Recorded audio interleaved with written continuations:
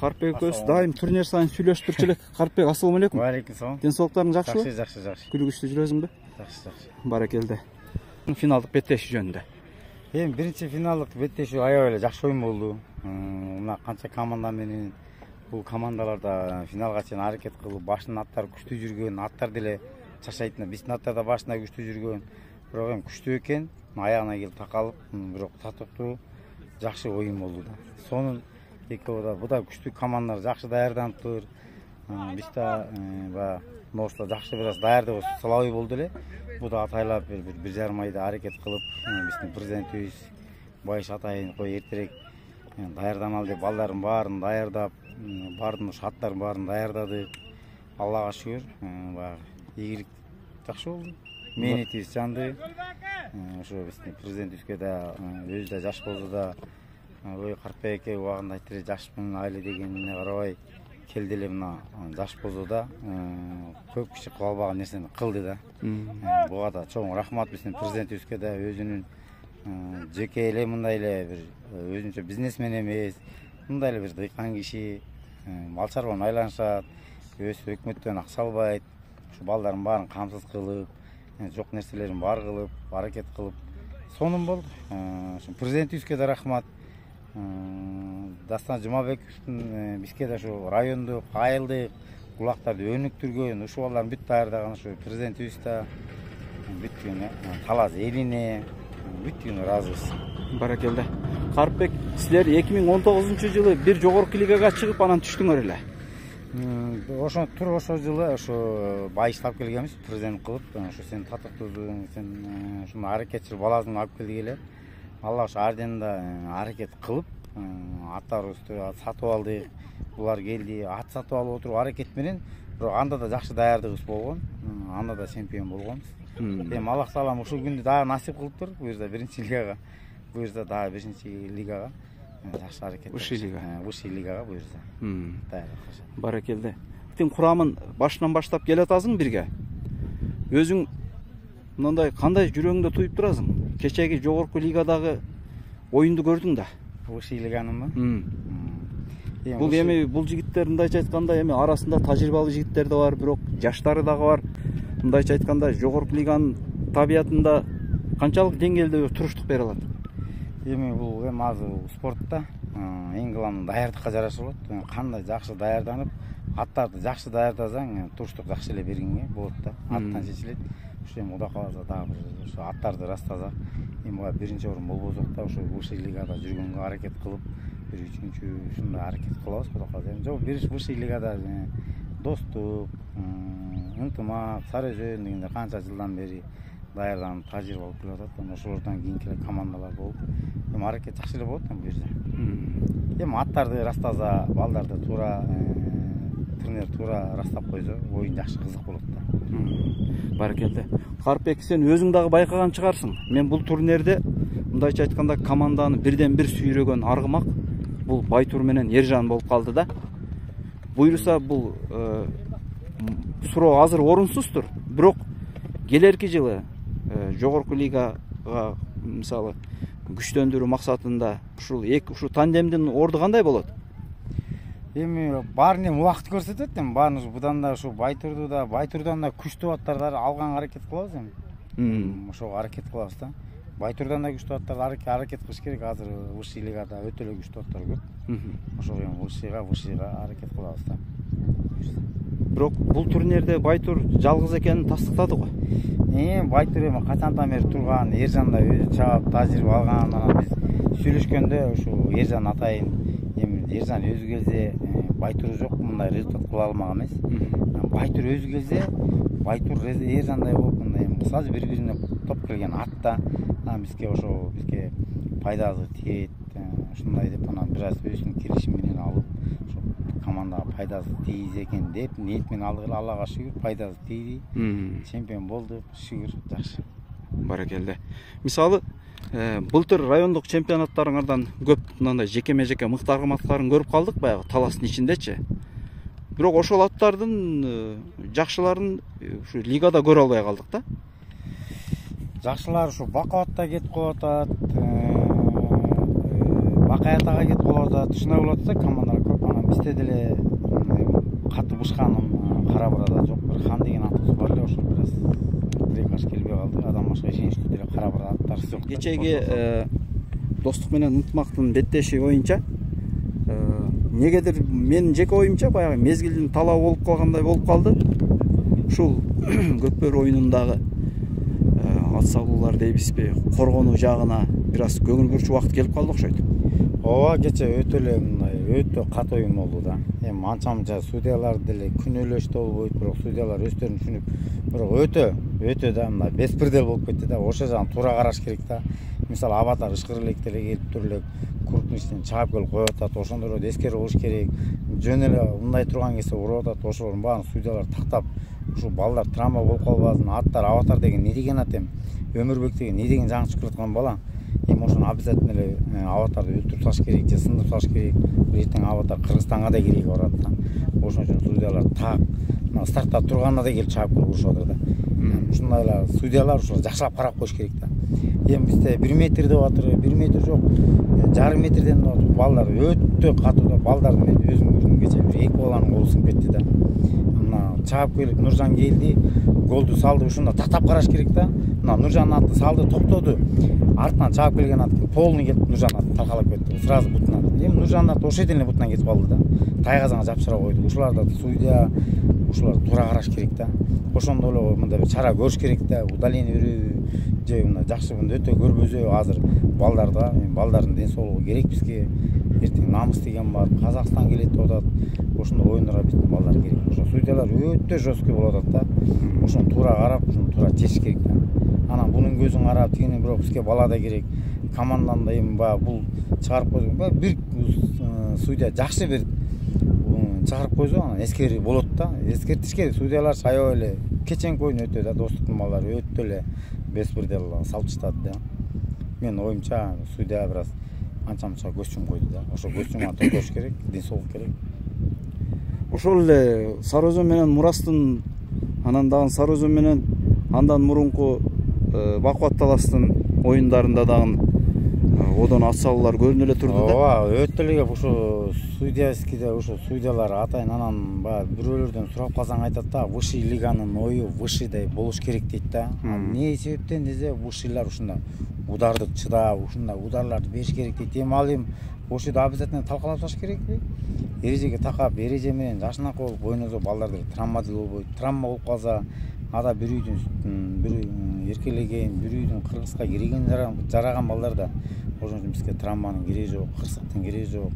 Ошо бизге жакшы оюндар деле ушу судья жактан эле бир аз ушу аттарды, балдарды туура карап койсун да. Мен ошону эле ойлойм да. Мисалы Рустамдын аты деле аябай катуу турат экен. Рустам да уруп атат, бирок Рустамды чыгарып атат. Бирок ошо ургандарды өтө мындай көзөмөлгө алыш керек. Бала керек.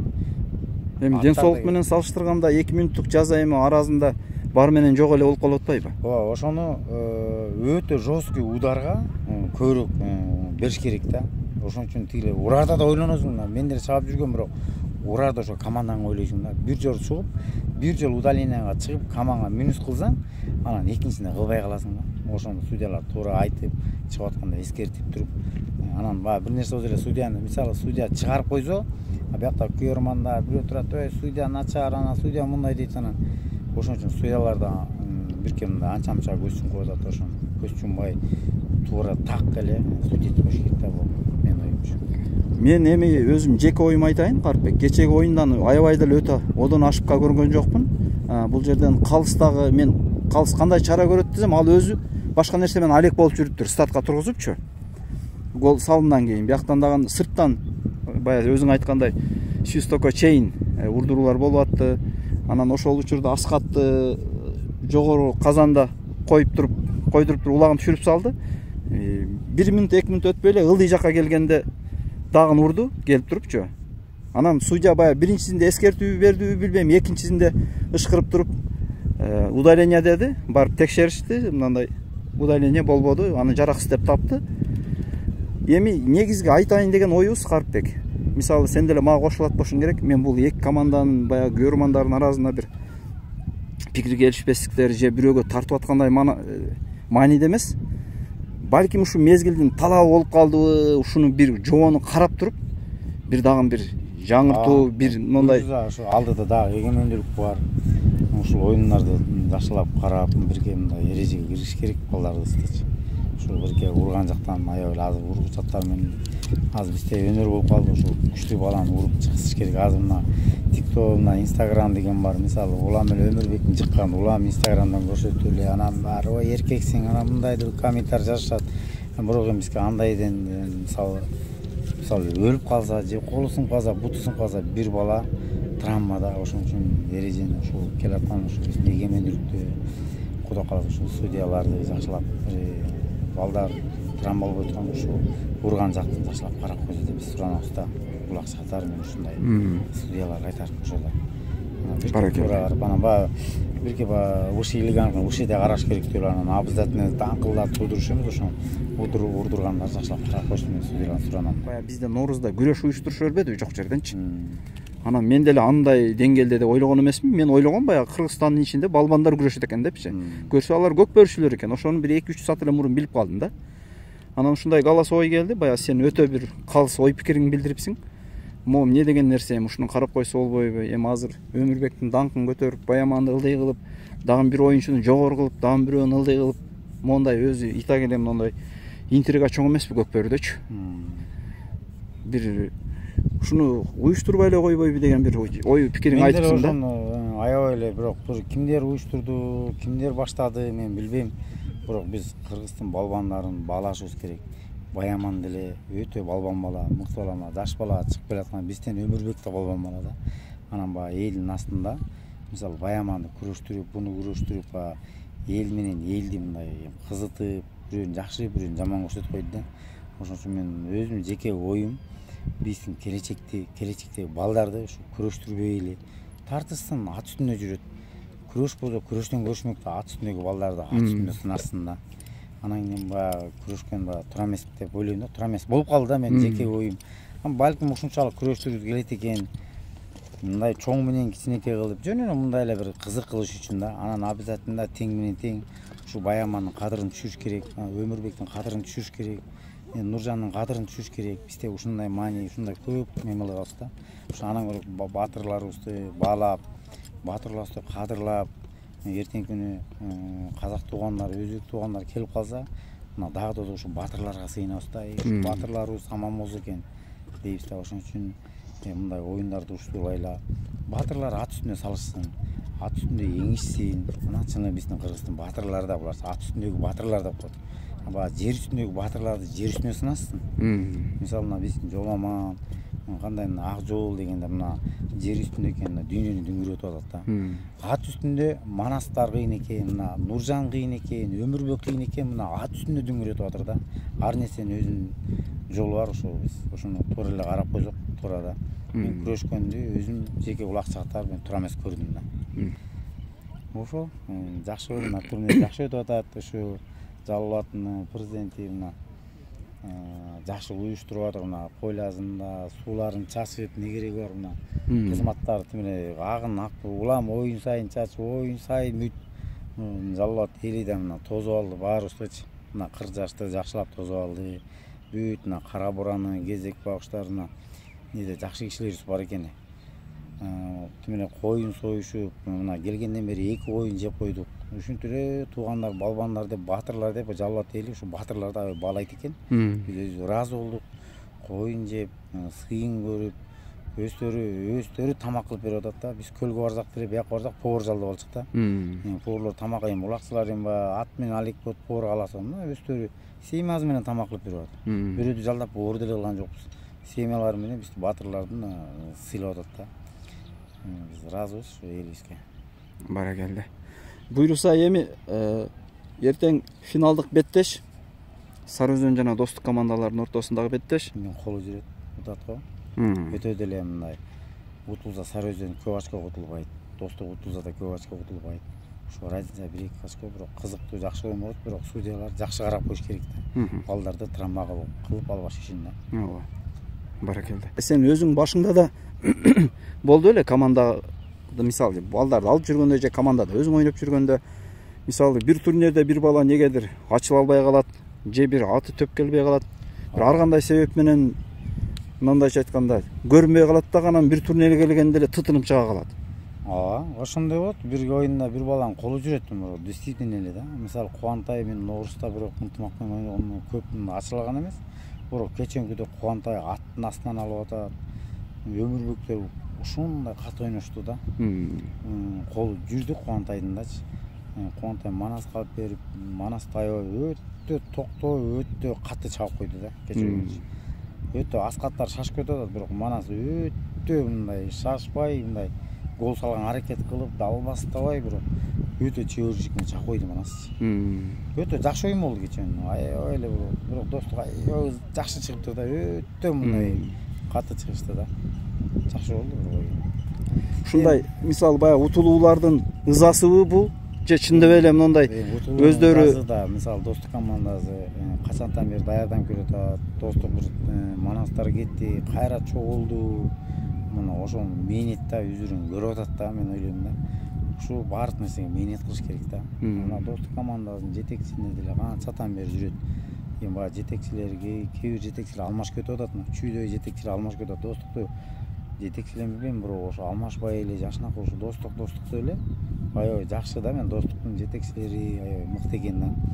Балдар тарап кетсе да чачылган жок. Ынтымактуу ак илетсин тик, бирок баары айланып келип кайра достук болуп, мурунку эле балдар баары биригишип, кеченки ийгилигин көрүп атат да.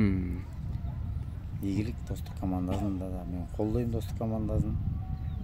Достук командасынын мээнетин, жетекчилерин баалайм. Ошо Аллах Таала ким жеңишке татыктуу болсо, ошол жеңишсин. Баракелде. Карпбек, чоң рахмат маек үчүн. Силерди да куттуктап калабыз жеңишиңер менен. Буюрса, кийинки турнирлерде дагы бир ийгиликтер менен көрөбүз буюрса. Иншалла. Рахмат. Баракелде.